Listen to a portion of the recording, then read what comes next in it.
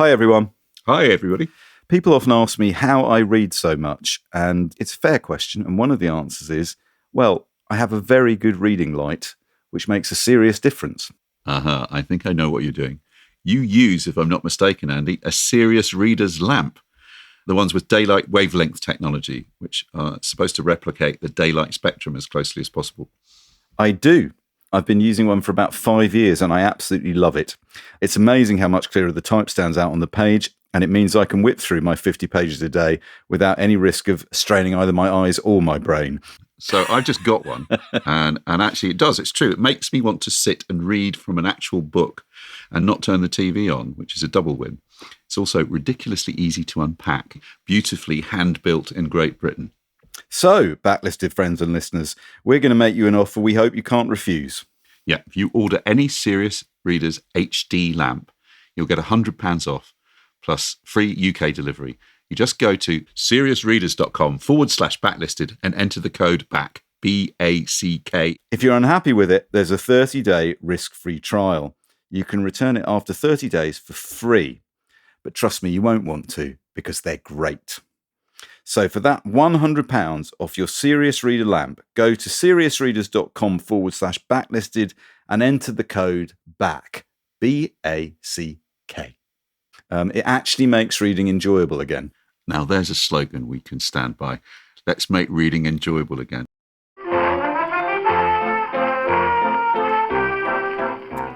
Hello and welcome to Backlisted, the podcast which gives new life to old books.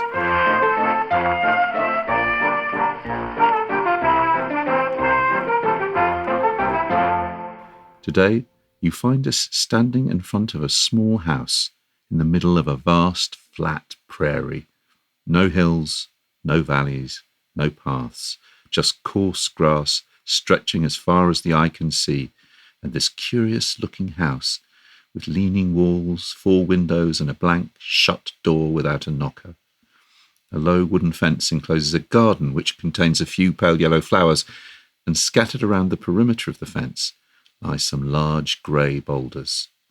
Smoke curls lazily from the house's chimney, and then, all at once, there is a noise. The wind is moving across the vast plain, and with it comes a deep sense of foreboding. I'm John Mitchinson, the publisher of Unbound, where people crowdfund the books they really want to read. And I'm Andy Miller, the author of The Year of Reading Dangerously. And today we are joined by 2 guests who are new to Backlisted. They are Richard Blandford and Rachael King. Hello to you both. Hello. Hi there. Hello, hello. Thanks for coming. Rachael is joining us from Christchurch in New Zealand, and Richard is joining us from Worthing in Sussex, with the result that we're recording this at times that are both too early in the day and too late at night. So if we can get something passable out of the next hour, we'll all be delighted. Richard Blandford was born in Cardiff and grew up in Southampton. After a period spent studying and teaching art history in Manchester and Winchester, his first novel, Hound Dog, was published in 2006 by Jonathan Cape. Detailing the adventures of a sociopathic Elvis impersonator, it was praised by author Dan Rhodes, who called it, quote, squalid, raucous, and wildly entertaining. Squalid is very good, isn't it, Richard? I do aim for squalid. You've lent into that in your career since then. Yeah, good squalidity. And was adapted into a script for an as yet unmade TV version by Simon Nye. It was followed by the coming-of-age story Flying Saucer Rock and Roll in 2008, also published by Cape. Richard is the author of 2 ebook short story collections, The Shuffle and Erotic Nightmares, that mix the banal with the extraordinary and the humour with horror. Other projects include The Art Survey London in the Company of Painters, published by Lawrence King in 2017, and The Fixer, a serialised story in David Lloyd's online comic anthology Aces Weekly. Excitingly, however, a 3rd novel, Whatever You Are Is Beautiful, in which a disease sweeps the world, compelling sufferers to turn into superheroes, was published as an ebook by iBooks in 2021. Was that inspired by the pandemic, or was it just... No, the timing was terrible. But basically, I wrote it, sent it off to agents, publishers, whatever, about 2 weeks before the pandemic. Pandemic hits and instantly becomes the most uncommercial property imaginable. I'm so sorry, Richard. Yeah. So. But your latest novel, My Life in Orbit, detailing the life of a comic book obsessed autistic man who finds himself entangled in a cult embedded in academia, is published by Everything Words this month. Yep. July the 11th comes out. Okay, so that's out now. That's called My Life in Orbit. Richard now lives, as we've said, in Worthing with his partner Emily and his daughter Ella. Before we reveal what the title of the book has Ella read the book we're discussing today? I read it to her back in the days when we were still reading books together. So yes, and then I asked her if she remembered it today, and she said no. So there we are. There you go. This is the, to the point. The hard sell. Good. Now, turning to you, Rachel. Rachael King is a writer from New Zealand. She has published 2 novels for adults, one of which won the Best First Book at the 2007 New Zealand Book Awards, and 2 for young people. Red Rocks won the Esther Glenn Medal and is currently being filmed as a TV series. And The Grimmelings, described by one newspaper as horse girl folk horror. Let's just reiterate that for listeners so they can absorb it. Horse girl folk horror has just been published in New Zealand. What is horse girl folk horror? Well, it's a book for the pony girls, the horse girls, but it's also a book for the people that love to be scared, I guess. I really latched onto that. It's like finally somebody gets me. It's brilliant. It's brilliant. What about folk girl horse horror? That would be like Joan Baez was scared by a runaway pony. Rachel was programme director of the Word Christchurch Festival for 8 years until the end of 2021, and last year was named Best Reviewer at the New Zealand Media Awards. She writes about old children's books for the Spin-Off website, and most recently published an essay there about why she no longer writes novels for adults. Why do you no longer write novels for adults? In a nutshell. I mean, I could read your nuanced thoughts on the subject. I like writing books for children better. Because? Because it's more of a challenge in a lot of ways, but also I think I'm just better at it as well. Do you enjoy it more, or is enjoyment not really part of the I am enjoying it a lot more, I think. I feel like there's almost less pressure on me to write children's books because people have kind of low expectations of children's books. It's very rare that you get a really slammingly bad review for a children's novel. I mean, that's only one aspect of it. Do you feel this is really interesting to me. Do you feel that imaginatively, I've always felt that I never quite recaptured the utter immersive kind of quality of reading my favourite children's books. Never really great literature, although I love it and it does all kinds of other things that quite often children's literature doesn't do. But there is just something about the complete abandonment of being in another world and another story. Is it something like that? That's what I get from writing them, definitely. And also it's a privilege to write the next, the book that we're going to talk about.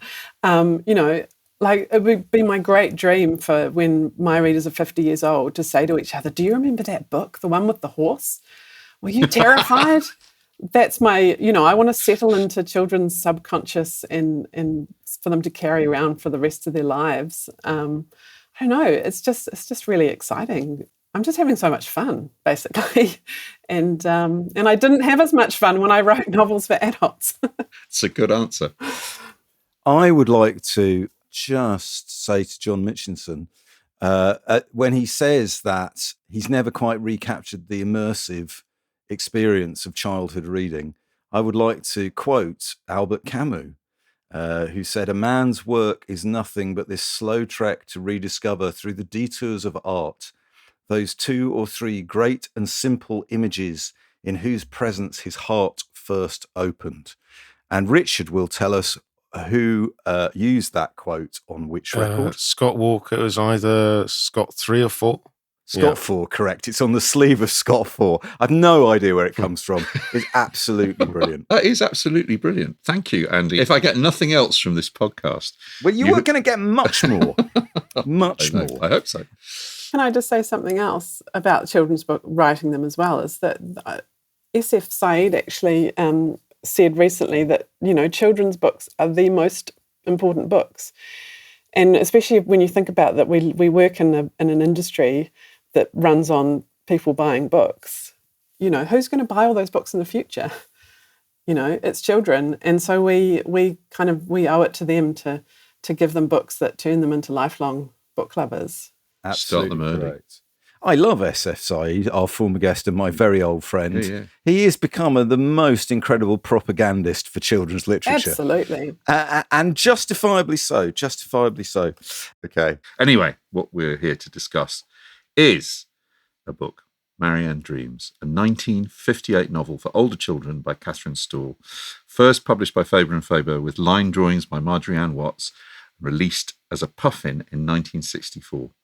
Since then, it has gathered a reputation as an eerie children's classic. It tells the story of Marianne, a young girl who falls ill on her 10th birthday and is confined to bed for several weeks that turn into months. To entertain herself, she begins to draw with a pencil she finds in an old workbox which once belonged to her great-grandmother. She draws a simple house surrounded by a fence. That evening she sleeps, and in her dream she finds herself in a landscape which seems to echo her drawing. From that simple premise, Catherine Storr weaves the story of two worlds, the apparently real one filled with worsening illness, a governess, and increasing frustration, and the dream world in which Marianne draws herself a companion, Mark, who is also an invalid, unable to walk, but who also seems to have a counterpart called Mark in the real world, someone Marianne never gets to meet.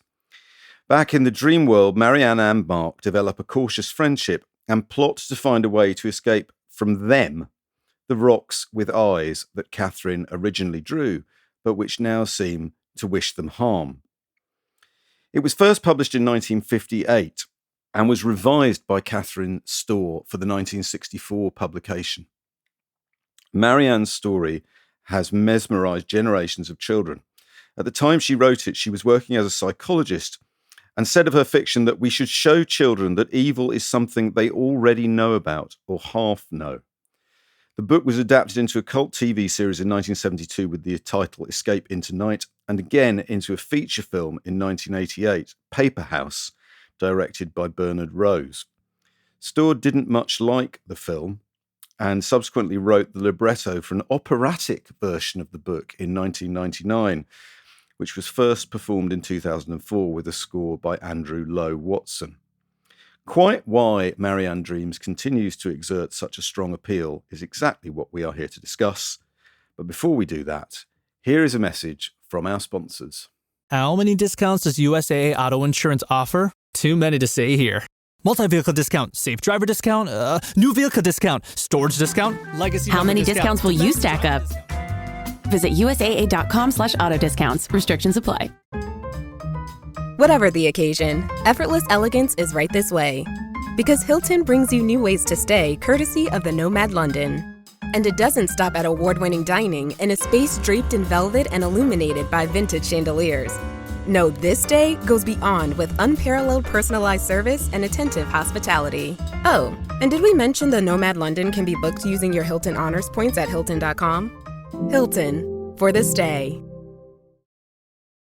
The new McCrispy Strip is here. Dip approved by ketchup, tangy barbecue, honey mustard, Sprite, McFlurry, Big Mac sauce, double dipped in buffalo and ranch, more ranch, and creamy chili McCrispy Strip Dip. Now at McDonald's. Ba-da-ba-ba-ba. And we're back. Let me start with a question that we ask all our guests in Backlisted. Richard, where were you, who were you, what were you doing when you first read Marianne Dreams? Well, I worked backwards from the TV version, Escape into Night. I was perusing the catalogue, now sadly defunct Network DVD re-release company. Mm-hmm. And obviously you see the description of a TV series about a girl who draws some nightmarish house, which she then dreams of. You also think, I'm having that. And then I watched that, thought it was amazing, and saw that it was based on a book and worked backwards to Marianne Dreams. And Escape into Night is 72. So is it a kind of, I have seen it, but my memories of it are hazy.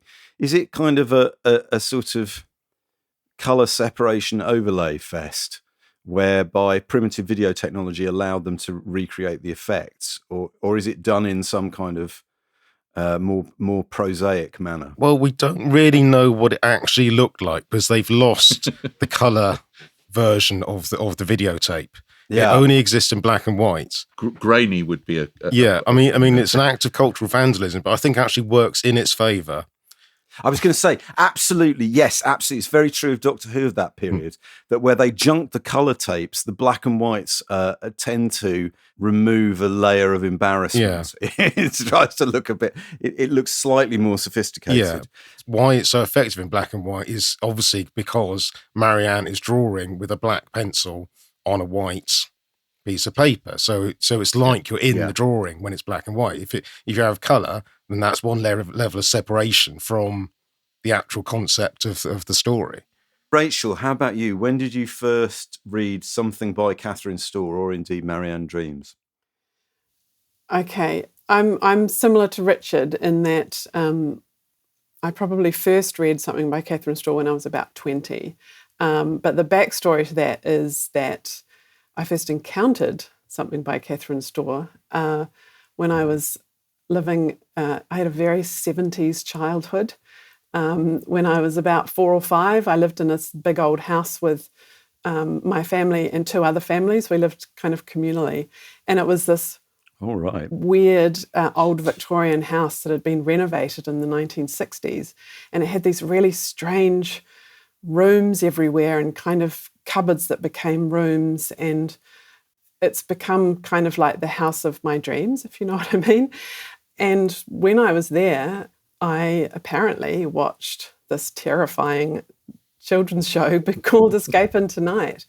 Everything took a couple of years to get to New Zealand, so I think it must have been about 1974. But one of the features of this house that we lived in is that all the families, the parents were really into encounter groups. They were all doing this kind of, psychotherapy, psychobabble stuff. And apparently, allegedly, the psychiatrist R.D. Laing visited the house for a party one night and had a heart attack after taking LSD. And luckily, one of my parents' friends was a doctor. And I'm not. Can I just interrupt to say I'm not sure anyone on this podcast in 216 episodes has ever answered this question so extravagantly. So please carry on. I promise I'm not usually such a verbose storyteller. Anyway, apparently I watched this show, but I don't remember actually watching it. But the stones with eyes haunted me my whole life. And for me, because there was a lot going on in that childhood, during these encounter groups, my parents decided to get divorced, strangely enough. There was a cemetery down the end of the road. Somebody was murdered around the corner. I feel like this television show was like all the dark corners of my childhood, and the stones were there just watching me the whole time. Wow. And throughout my life, my teenage years and everything, I would say to people, do you remember a TV show that had rocks with eyes? And you would see, they'd shake their head and say no. And then this look would come over their face and you could see their subconscious caught up with them. And they get this look of horror on their face and they're like, oh my God, yes, I do. What was it? And we had no idea what it was. And then when I was about 20, I went to visit my parents. My little sister, who was about 9 at the time, was reading this book. And I picked it up and I read the blurb and I just had this realization what it was.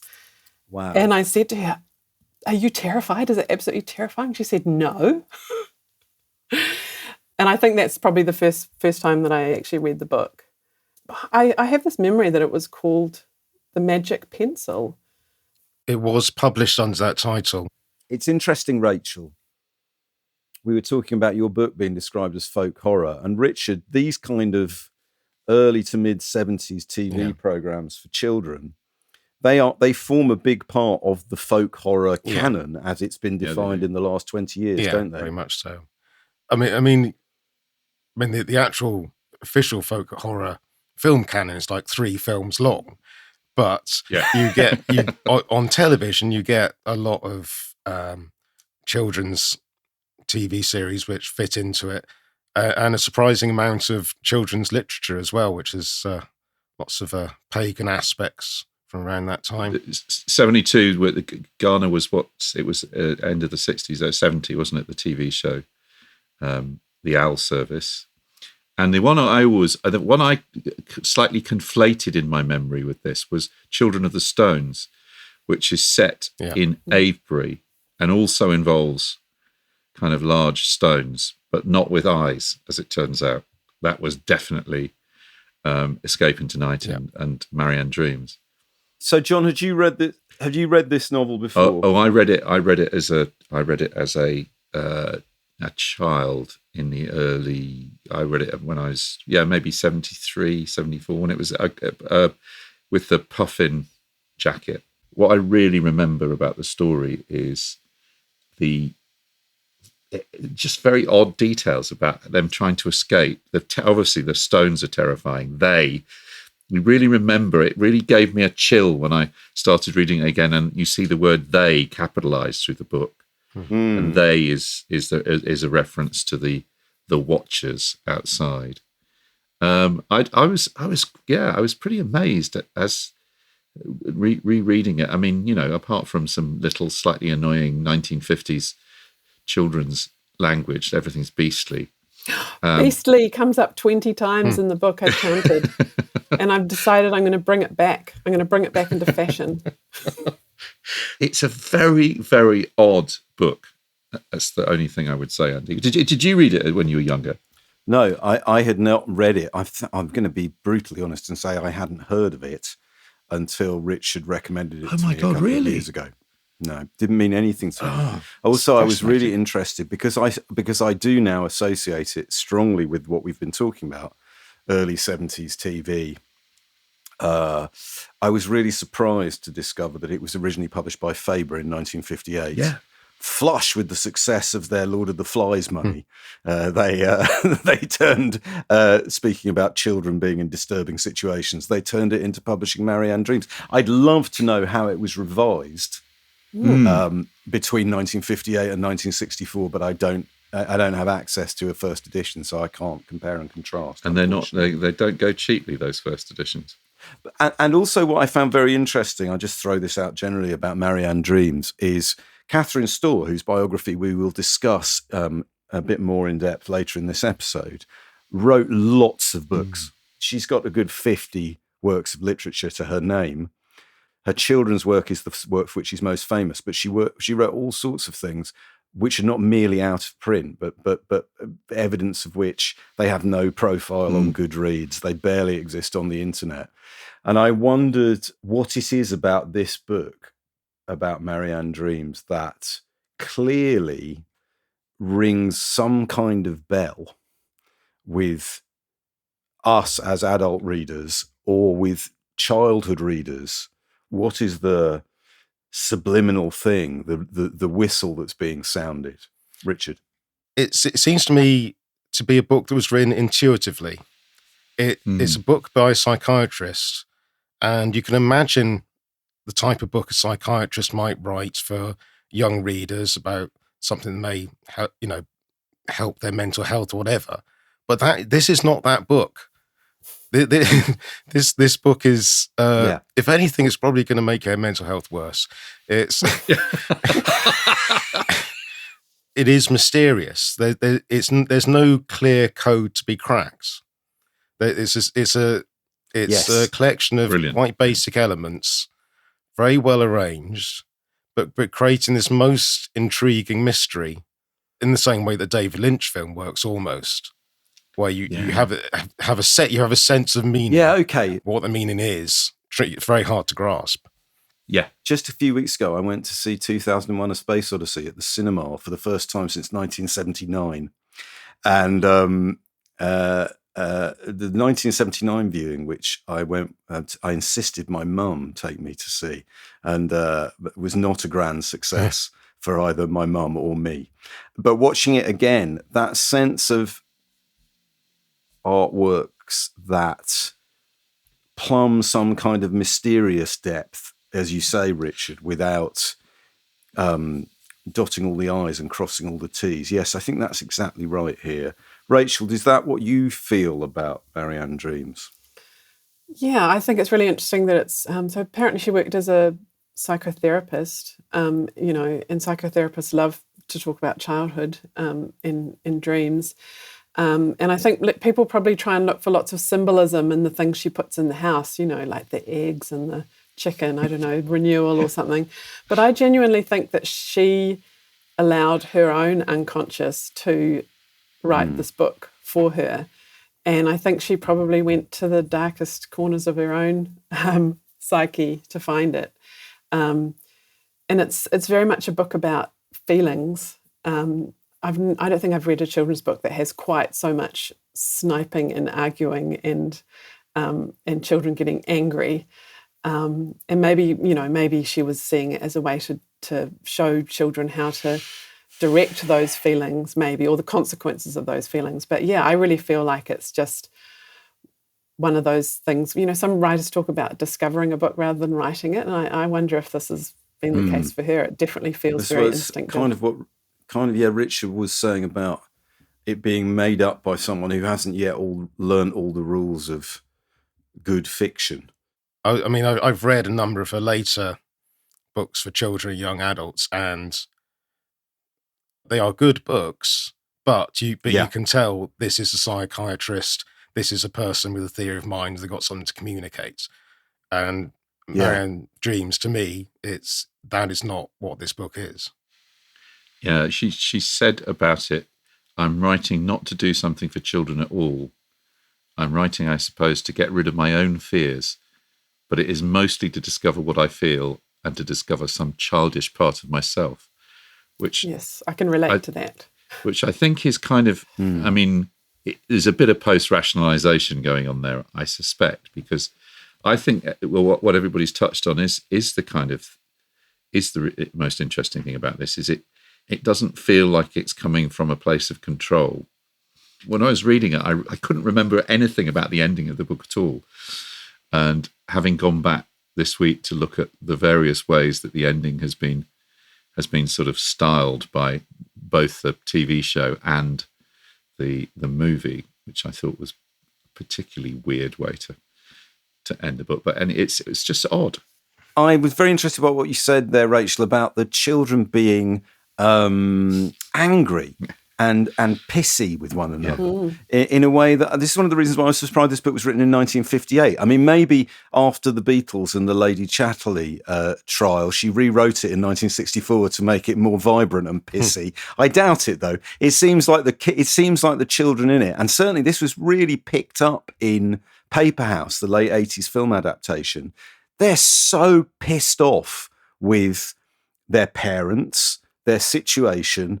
And then when they do make a friend, they really struggle to get along, don't they? They're really, really, they have grievances, the children in this book, which does seem to me very unusual for quote unquote children's literature, not just of this period, but of any period.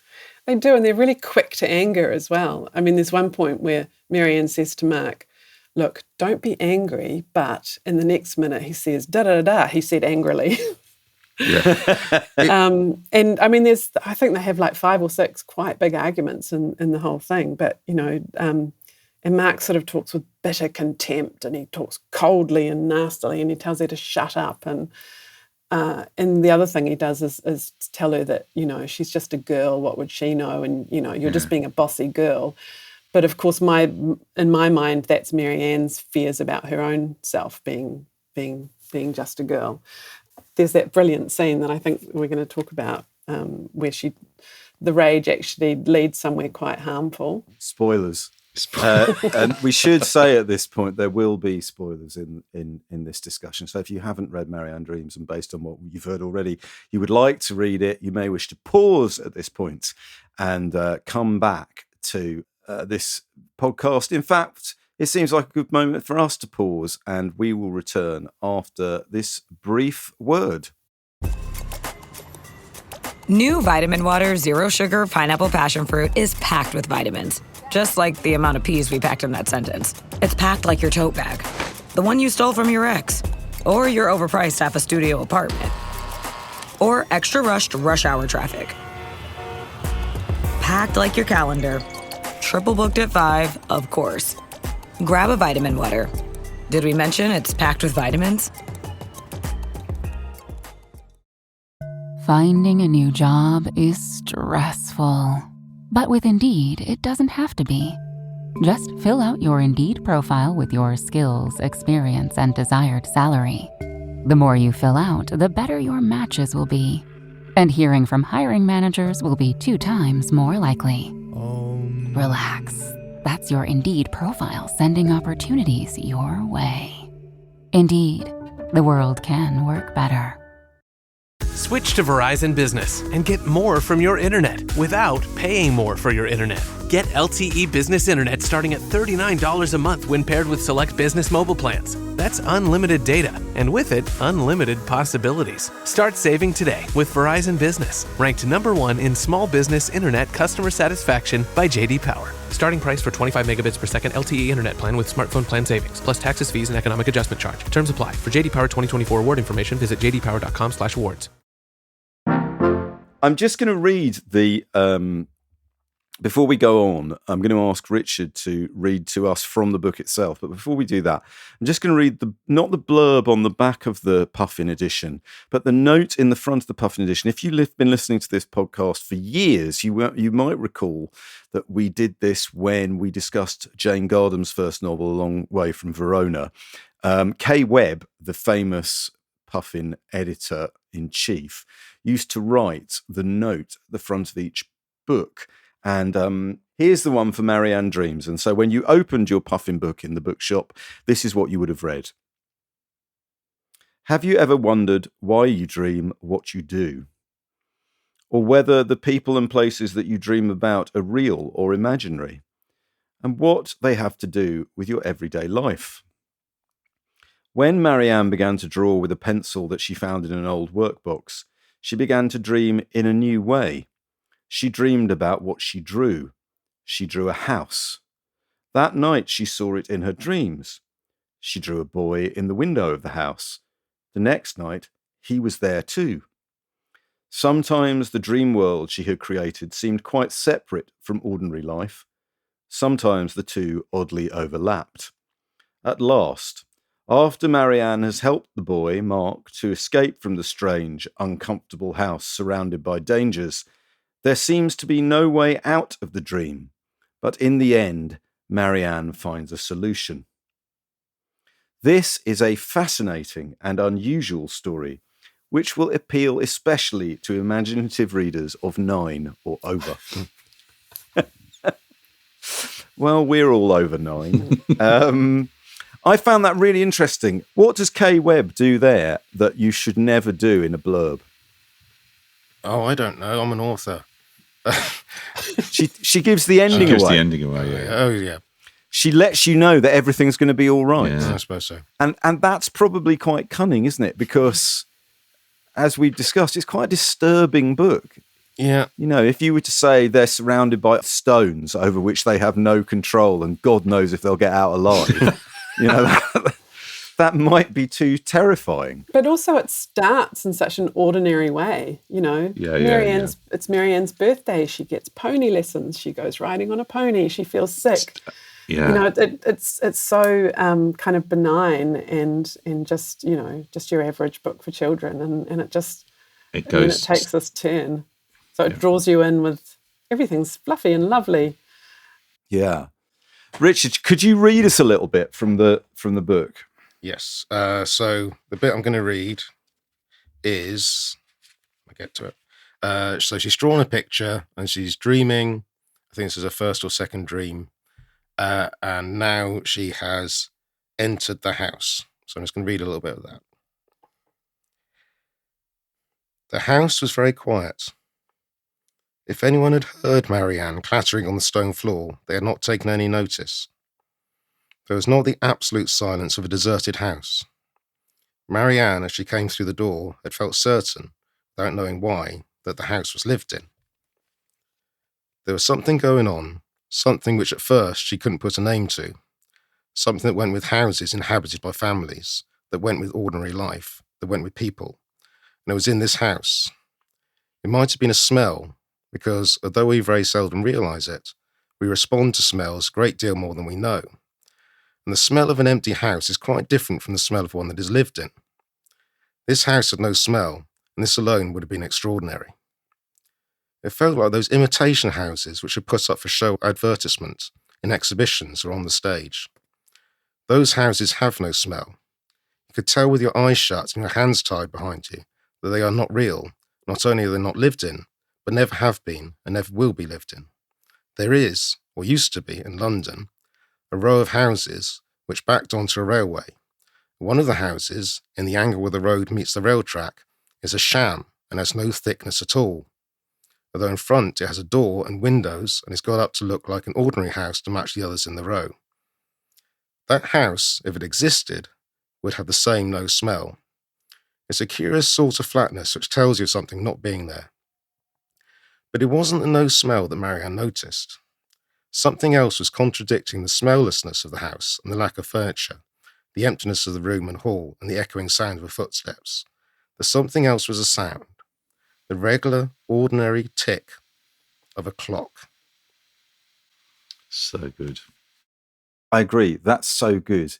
Anybody like to explain to me why that's so good? Oh, before we get into that, can I just say that sham house reappears in a final novel, The If Game. Interesting. In The If Game, it's about a boy and it's a collection of keys, and every time he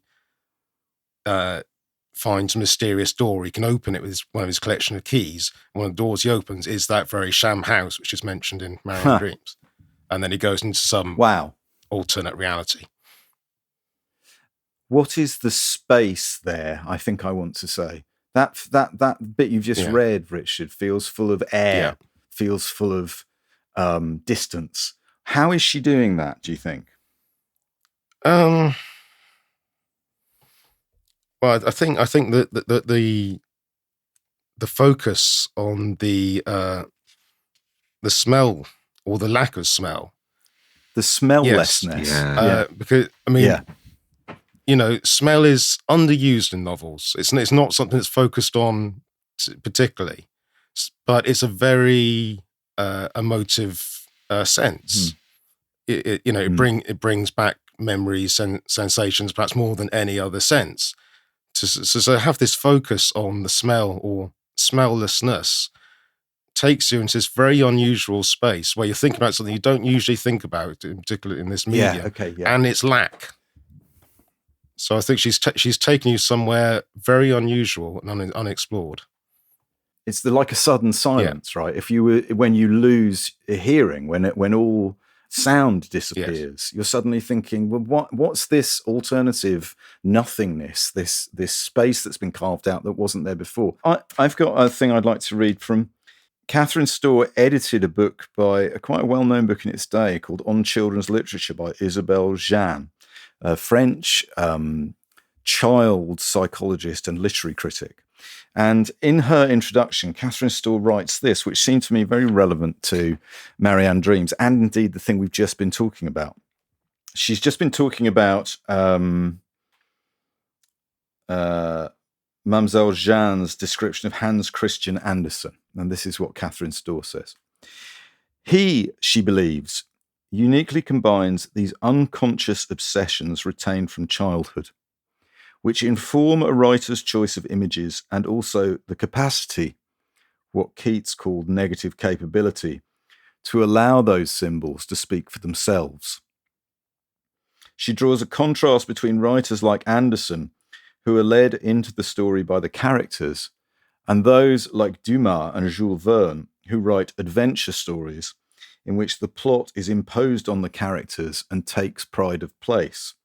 It is the difference between the inward-looking writer who dwells on situations which mirror his or her own preoccupations, and the outward-looking writer to whom action is more important. Whether she is considering the poets or the adventure writers, the moralists or writers of stories about animals, or the classic fairy stories whose authors are not single individuals but peoples, Mademoiselle Jeanne speaks always with the voice of common sense, learning, and perceptive appreciation. Her conclusions may perhaps have surprised herself. She finds that the real literature for children is written by those who can conduct a dialogue between themselves as adults and the children they once were. Now, in terms of negative capability and allowing the symbols to speak for themselves, that seems to me the very reading that we've all attributed to Marianne Dreams. But I wonder, Rachel, if I could ask you about the latter point she makes there. Real literature for children is written by those who can conduct a dialogue between themselves as adults and the children they once were. Yeah, I mean, for me, because I read a lot of children's novels, partly with a writer's eye, but also with a reader's eye. And the ones that really stick with me are the ones that have that extra layer. I mean, there's a writer immediately comes to mind is David Almond, who tells stories from the point of view of a 15-year-old girl. And I don't know how he got inside my head when I was 15, but he's absolutely brilliant at it. So many writers think that they have to dumb things down when they write for children. Catherine Storr talks about Clever Polly in the Stupid Wolf as being something she just wrote off the top of her head, and she doesn't, she kind of dismisses it as just something frivolous. Whereas all the other books she said she wrote from a depth of feeling, I suppose. And I think those are the books that really stay with us. They're the ones that they might tell a good page-turning story, but then they go deeper. And child readers might not necessarily pick up on it at the time, but they're the stories that will keep coming back to them as they grow older, I think. I hated the Hardy Boys as a child. I didn't want any of that adventure shit. I wanted Tove Jansson and Betsy Byers and morbid introspection, which is what I desired from literature. Real children's literature. I had no truck. I haven't changed, John, have I? I had no truck with plots. This book must be right up your street, because on one level it's a book about illness. It's a book about the liminal state, isn't it? It's about neither Mark nor Marianne are well. So now we know this from classic children's literature, Secret Garden, The Ill Child. I was going to say, there is something of the Secret Garden about this, The Ill Child. Yeah. The Gothic House as well, that she's kind of playing with these symbols. But I think what makes it work is that you don't feel that she's playing with symbols at all. You feel that she's kind of created this dual world. And at various times, you find yourself going back to where she's being sort of fussed over by parents and her governess, and life is very, very dull. She's even finding the books boring.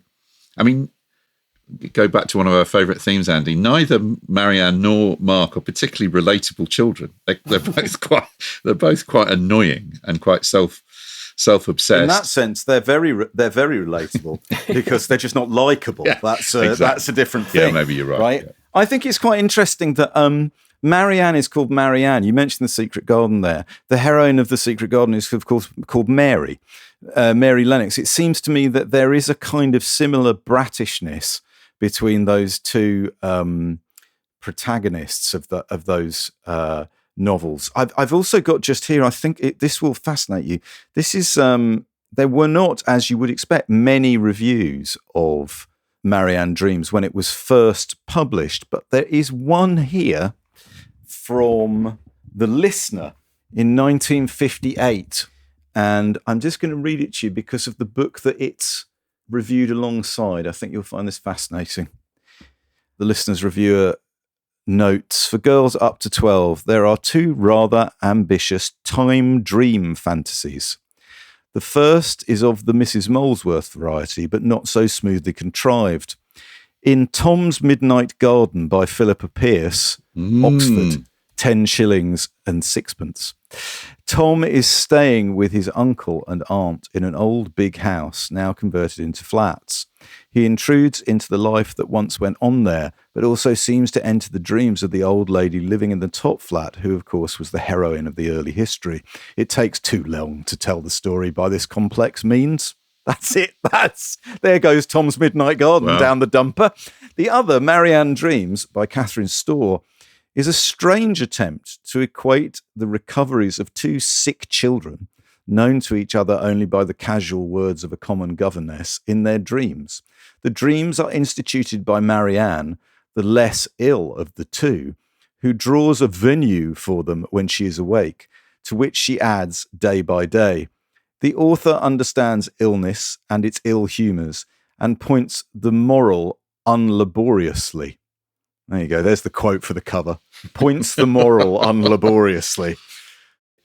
You said it was about illness, and Richard, you said it was about, and this is going to sound very pretentious, but it is what I'm thinking, nevertheless. Richard, you were saying about smelllessness, or how smell is evocative, just like taste is evocative. There is a delightfully Proustian element, therefore, to this, right?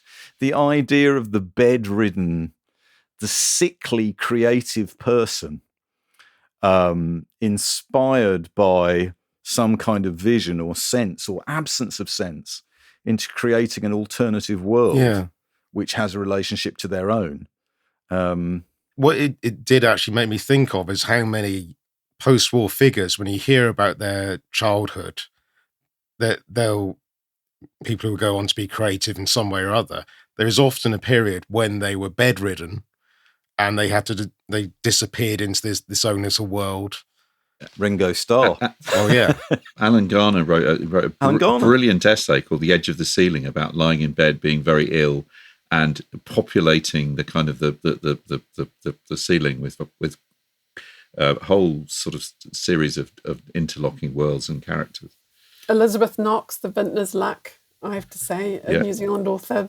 An angel came to her in her pain medicine riddled brain while she was in some kind of liminal state. We haven't said much about her biography, Andy. Maybe we should, but she was married at the time that this book was written to a very distinguished Jungian psychiatrist called Anthony Storr, and had 3 daughters with him. And I think you said, Rachel, she was working at some level as a psychotherapist as well at this point, when this was pretty interesting time for child development. And I mean, there is a kind of, I don't think massively convincing attempt. I've read a couple of people who've tried to say that, it's Jungian, Marianne's dream. She's the anima, he's the animus. It's about her trying to reconcile these elements to herself, the process of becoming an adult. I mean, I think more interesting is that, which is obviously nagged away at some of the people who've adapted it, is that there is some kind of budding sexual tension in the book. Indeed, there is. Let me ask you all a question. Has everybody seen the film adaptation Paperhouse? I have, but it didn't make a great impression on me. Rachel, have you seen it? I saw it a long time ago and I poo-pooed it and I refused to go back and look at it. Whoever adapted it, or the director, it seemed to me, wants there to be some buried abuse subplot, which isn't in the novel at all. Is it? No. Or is it? I mean, the dad is like this very vague presence. He's mentioned 3 or 4 times. Yeah. And he seems entirely benign. So. Yeah. He makes her a calendar, I think, is the most interaction he has with her.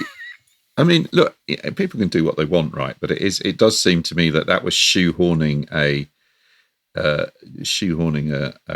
kind of a modern take on the story that didn't actually kind of add to the story. It didn't really. No, it's a very 1980. I mean, the director had a career in pop video. Yeah, he was Frankie Goes to Hollywood director, wasn't he? Yeah. And so there is a kind of element of Hellraiser specifically, which wasn't really in the original. We went on to direct Candyman. There we have it. Candyman. But the Stones are horrific in themselves. They didn't need to have this scary father figure. I mean, you've got rocks with eyes. What more do you need? They're pure evil. They're pure evil that can't be overcome. They can only be escaped if you're lucky. And they move, but you don't see them move. They're like the weeping angels in Doctor Who. Yes, that's exactly what that. Brilliant, Richard. I knew they reminded me of some playground. What's that playground game? Oh, well, Mr. Wolf. Mr. Wolf. Yeah, we used to have to stop. So there's a kind of there's a kind of relationship to play as well, isn't there? And that it reminded me a little bit of the book that we just did, the Joan Barfoot, Gaining Ground, about a woman trying to exist on her own. How do you go? The novel has to go through all the stages in which you can liberate yourself or escape from your family. This book, she had to think of. She had to think of what's Mark going to eat. How are they going to get bicycles? Yeah. How are we going to get a bicycle that he can train on? Lots of practical problem solving in this. Well, also she's kind of caused this horror as well, and she comes to the realization that it's her job to fix it, and so she goes through all these stages to try and undo what she's done. Does everybody remember the bit where she actually touches one of the stones as well? Yes. That is the stuff of absolute nightmares. Why? Because it recoils, and it's kind of it has a living texture to it. Rachel, you've got an equally eerie bit to read us, haven't you? So why don't you read us that now? I have. So this is where Marianne's been in the house with Mark. They've had, their conflicts and they're sniping at each other, and she's not feeling very warm towards him. And then she gets jealous because Miss Chesterfield, her governess, who she shares with Mark, it's her birthday, and so Marianne's spent her money on buying her some roses, and she's really excited. And then Miss Chesterfield is late because she stopped off to see Mark along the way, and when she arrives, she says, "Look at these beautiful roses that Mark brought me, and they're this glorious bouquet that's bigger and better than Marianne's." And she's so angry with him and with Miss Chesterfield that she kind of sends her away. And so my reading kind of starts there. When she'd gone, Marianne sat up. She was angry, so angry that she felt she must do something violent to express her feelings. She threw all the roses, Mark's roses, which Miss Chesterfield had given her, on the floor, where they lay in a sad, wet heap. But somehow that did not express any feelings as fierce as Marianne felt hers to be. She longed to smash something, to kick or bite or scratch, to hurt something terribly, to show just how much she'd been hurt. She looked all around. There wasn't much within reach, only the 9 roses she'd bought herself to give Miss Chesterfield. She had quite unreasonable feeling that she wouldn't throw them about because that was how she treated Mark's roses, and she wouldn't give them the same treatment as his had received. On the table by her bed was a small pile of books, mostly school books and exercise books, which she used in her lessons. It seemed silly to do anything to them. Even though she was in a temper, she could recognise that hurting them wouldn't make her feel any better. Then her eyes fell on her drawing book. She snatched it up. It opened at her page of the drawing of the house with the boy who had been Mark in her dream looking out. Marianne picked up the pencil which had been lying beside the book and scored thick lines across and up and down over the window. "I hate Mark," she was saying to herself under her breath. "I hate him, I hate him, I hate him. He's a beast and he's spoilt my present. I hate him more than anyone else in the world, and I wish he was dead." She scribbled viciously over the face in her picture and felt as if it really was Mark she was destroying. The house had begun to look like a prison now, with thick crossed lines like bars over the window. And Marianne took an evil pleasure in heightening the resemblance. She made the fence round the sad little garden thicker and higher, so that it enclosed the house like a wall around a prison. Outside it were the great stones and boulders she had drawn before, reminding her of jailers. They should watch Mark, she thought with angry satisfaction, keeping him prisoner under constant surveillance. Marianne drew in more stones, a ring of them round outside the fence. To each she gave a single eye. If he tried to get out of the house now, they would see, Marianne thought. They watch him all the time, everything he does. They will never let him out. She was so much engrossed that she had actually forgotten that Miss Chesterfield had gone to fetch her mother, until she saw her come back again and stand hesitating at the door. "How do you feel?" she asked, seeing Marianne was sitting up in bed and no longer prostrated on the pillows. "I feel beastly. Where's Mother?" So great. So it's fascinating. Yeah, she creates the terror that she then has to run from. I find it very interesting listening to you read that. It actually reminded me not of a children's program or a children's book per se, but another cultural phenomenon of the mid to late 50s, which would be an episode of The Twilight Zone. Yeah. It's quite different from The Twilight Zone, but there is that sense where you're pitched into a world whose rules you don't really understand. Yeah, that's one of the great Twilight Zone tropes, whether it's an alien world or history, or there's some change to the universe in which that story takes place. That's what's going on here. You're being asked to interpret the rules of, just as Marianne is, as she is finding out for herself what she can draw, create, which pencil works, which pencil doesn't work. Can I also just say one of the reasons I like that passage is because, Catherine Storr's just allowing this little girl to just be angry. And little girls are told, that they have to be polite and nice. And I mean, even in her interactions with Mark, she's having an argument with herself, like, oh, I must be nice. Oh, and then she can't help it. She has to be really nasty to him. Yeah, I think she talks about being, trying to show children how they can be ruthless and angry and cruel, but they have to also fit into society.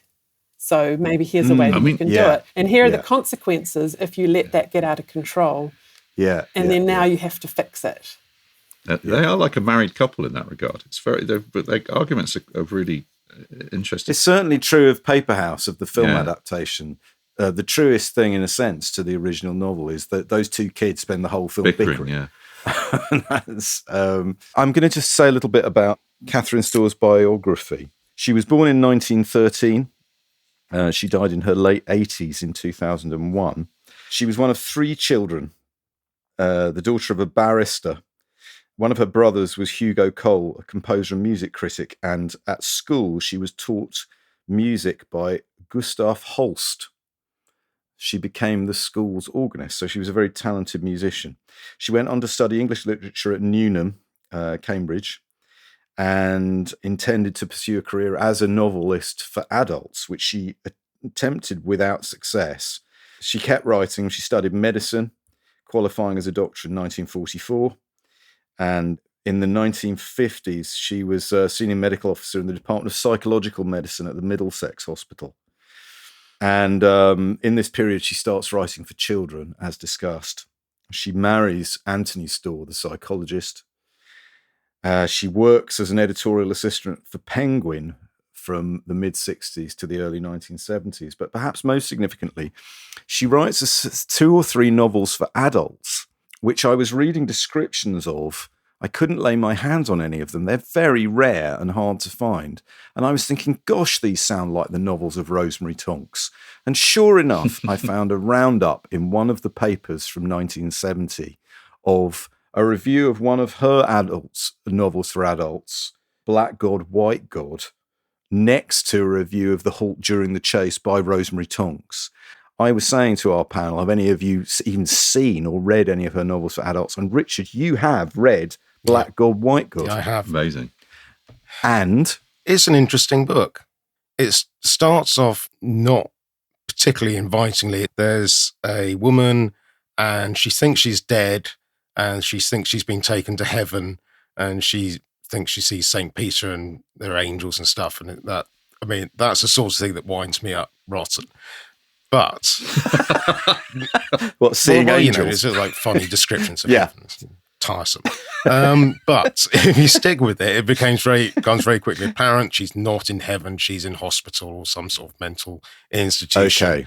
And then you, what the kind of format is that she sort of says, I want to speak to this dead person that I knew in my life. And so all these various people come forward, and through that you sort of explore her life story and what's happened to her, and it's a good stimulating sort of exploration of someone's inner world. I mean, the story wise, it's pretty bog standard, unhappy 70s housewife. Yeah, but it's well done. It's good, but it does sound like a Rosemary Tonks novel or a Penelope Mortimer novel or something of that period, exploring the psychology of the unhappy, quote unquote, housewife or the unhappy wife. I think it sounds really, really interesting. I would love to. Read that one. I can send it to you. Oh, thank you very much, Richard. Rachel, she did write a sequel, didn't she, to Marianne Dreams? She did, Marianne and Mark, which I kind of almost wish I hadn't read, I have to say. I think Marianne Dreams just, it stands alone, and, that the ending, it kind of leaves us to speculate about a lot of things. We meet them again 5 years on, don't we, from the events in Marianne Dreams? Yeah, so Marianne's 15 and she goes to Brighton to stay with her aunt and uncle, and her aunt's a social worker and her uncle's a psychiatrist. And he kind of probes her at dinner time, and it's like he's using her as some kind of experiment. He tells the aunt to just, leave her alone, don't ask her any questions about where she's been or who she's going to see. And it's almost like he's just sitting back to see what happens. It's like a gritty realism kind of young adult novel. Mark doesn't appear until 3/4 of the way through the book. And Marianne barely acknowledges what happened to her in that first book. And then when she meets Mark, he doesn't remember her and she doesn't really remember him, apart from the fact that she knew that they had the same governess. And they go up to the lighthouse at the end and she feels like, I'm sure I've been here before. And then it kind of fades away. Oh, sorry, I've just given away all the spoilers. No, you haven't, because let me tell you, I would love to read the descriptions of Brighton in that era. So it'll offer me something. But what it felt to me was a classic second book in a trilogy. So she finally meets Mark at the end. Mark likes her. Yeah, she found a boy she likes. And it's like in the third book, Marianne will come into her power and Mark will be by her side and something amazing will happen. But it just kind of peters off and it's, yeah. But now we must leave Marianne and Mark and their dream well behind. Huge thanks to Richard and to Rachel for allowing us the chance to visit the haunting landscapes of the novel, and to our producer, Tess Davidson, for turning our full-way conversation into a proper grown-up podcast. If you would like show notes with clips, links, and suggestions for further reading for this show and the more than 200 that we've already recorded, please visit our website at backlisted.fm. If you want to buy the books discussed on this or any of our other shows, visit our shop at bookshop.org and choose Backlisted as your bookshop. If you're in London on the 17th of July, 2024, we will be recording a show at Foyles with our friends Caroline Crampton and Andrew Mail on the subject of the 1960s Agatha Christie novel Endless Night. There are still a handful of tickets left for that. You can get them via the Foyles website. And we are still keen to hear from you on Twitter, Facebook, Instagram, Blue Sky, or, Child Sketchpad, and wherever else you feel compelled to write from. Yes, if you want to hear Backlisted early and without ads, you can subscribe to our Patreon, patreon.com/backlisted. Your subscription brings other benefits if you subscribe at the lock listener level. For roughly the price of a second-hand puffin, you'll get not one but 2 extra exclusive podcasts every month. Features that's an actual puffin, not a book. Yeah, a salted puffin. Famously what they used to eat for breakfast when they were children on St Kilda. Anyway, it features the three of us talking and recommending the books, films and music we've enjoyed in the previous fortnight. For those of you who enjoyed our What Have You Been Reading slot, that's where you'll now find it. It's an hour of tunes, musings and superior book chat. Plus, lot listeners get their names read out. Like this. Holly Simmons, thank you. Jesse Abelson, thank you. Anis Lampard, thank you. Letta Keynes, thank you. Beej, thank you. Caroline Kerr, thank you. Wayne Paul Olson, thank you. Hope Hampton, thank you. Deborah Freeman, thank you. Sue Ray, thank you. Finally, Richard, is there anything else that you would like to add on the subject of Catherine Storr and or Marianne Dreams that we haven't covered in our chat? Maybe I could very quickly share my collection. Oh, yeah. I'll describe it for listeners. Yes. Go on, show us. There's a book she wrote in the 80s called Two's Company, about what I would describe as Love Square. It's 2 girls that go on holiday and they hook up with 2 boys, but the cover is the two boys sort of walking in the distance, the two girls behind them. It's so the boys are into each other. I haven't read this one. I'm saving it. I was gonna say, have you read it? No. Okay. Growing Up, and the next one, Growing Up, which is her practical guide to adolescence for parents and children. Amazing. So you kind of get her attitude towards childhood and adolescence and parent-child relations and stuff. So you get a bit of her philosophy. There is one bit where she seems curiously liberal about bestiality. Caught me by surprise. Curiously liberal. And good. One more, please. One more. Cold Marble, which is a pretty good collection of ghost stories from the mid-'80s. Yes, now look, Wow. I saw this one listed. This looked really interesting. So this is a collection of ghost stories that was published when? In the 80s or 90s? 86, judging from that cover. 86, I think. Yeah. By Faber, and it's got a pentagram design cover. Yeah, and it's quite odd because it's not in like a children's range or anything. So it's kind of right. Some of it feels like it's for children, some of it feels like it's not. It just seems to be a load of stories that he wrote sort of clustered together. But there's some good ghost stories in that. What's that one called? Cold Marble, and more ill Cold children Marble, picking up the. More ill children having supernatural experiences. More stones, presumably. More stones that don't feel right. Well, a marble fireplace. A marble fireplace doesn't feel right. Very good. Very good. Thank you very much. Rachel, is there anything you would like to add before we wind up? I think, like Richard, I've become slightly obsessed with Catherine Storr, and I'm working my way through the Christchurch City Library's store of all these first editions. I also am desperate now to visit the Story Museum in Newcastle to delve into her archives. The archives. I'm just really interested in the story behind everything. I have one last thing to say about my first story. There was a little bit of an addendum. I went back to that house that I grew up in. In January this year, I knocked on the door, and the woman let me in, and the house is exactly the same as it was in 1974, except a lot smaller than I remember.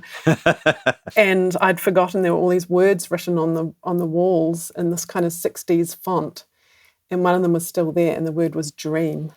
There you go. Well, good Lord. The store. Perhaps this has all been a wonderful dream, John. It's all been a wonderful dream. It's a wonderful dream. I think it's an amazing book, I have to say. It gets more amazing the further away from the childhood you get. It's in print, everybody, so you don't need to be upset if you can't get hold of a copy. You'll be easily able to get hold of a copy. Thank you so much, Rachel. Thank you so much, Richard, for choosing this book and for joining us today to talk about it. We'll see you next time, and we'll see some of you at Foyles on the 17th of July. That's it. Thanks very much, everyone. Bye. Bye. Bye-bye.